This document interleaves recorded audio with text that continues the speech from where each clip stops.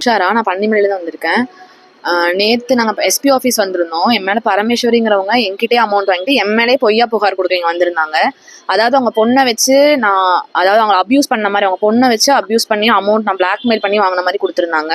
ஆனால் அந்த மாதிரி எதுவுமே கிடையாது. என்கிட்ட தான் அவங்க, அதுவும் என்கிட்ட அவங்க பொண்ணை அவங்களே தான் அப்யூஸ் பண்ணி என்கிட்ட அமௌண்ட் வாங்கியிருந்தாங்க.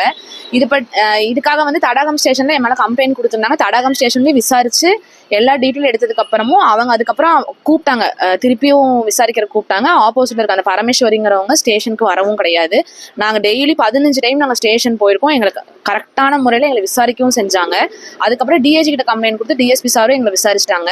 இவங்க மேலும் மேலும் ஃபர்ஸ்ட் பணம்னாங்க, அப்புறம் பொண்ணுங்கிறாங்க. இதுலயே வந்து அவங்க சொல்றது பொய்ங்கிறது எல்லாத்துக்கும் தெரியும்.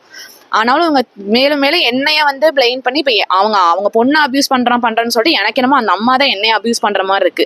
இதுக்கான ஆக்ஷனை கண்டிப்பா எடுத்துட்டு தான் இருக்காங்க.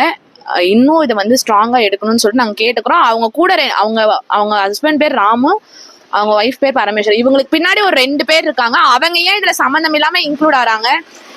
என்னோட ஹஸ்பண்டுக்கும் இந்த அமௌண்ட் கொடுத்ததுக்கு எந்த சம்மந்தமும் கிடையாது. அவரே இதுல இழுக்கிறாங்க. இதுக்கும் என்னங்கிற விசாரணை கண்டிப்பா எடுத்து எங்களுக்கு இது ஒரு முடிவு எங்களுக்கு கிடைக்கணும். நானும் குழந்தைய வச்சிருக்கேன். நாங்கள் இதுக்காக அலைஞ்சிட்டே இருக்க முடியும். எனக்கு அந்த பணமும் வேணும்.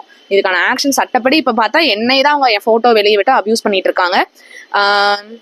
2-3 சேனல்ல என் போட்டோ போட்டு அந்த வீடியோலாம் போட்டிருந்தாங்க. அதாவது அவங்க கொடுத்த கம்ப்ளைண்ட் வச்சு அவங்க போட்டிருந்தாங்க. அதுக்கப்புறம் அவங்க என்கிட்ட கேட்டு என்ன டீட்டெயில்னு தெரிஞ்சு அந்த வீடியோ அவங்க எடுத்துட்டாங்க.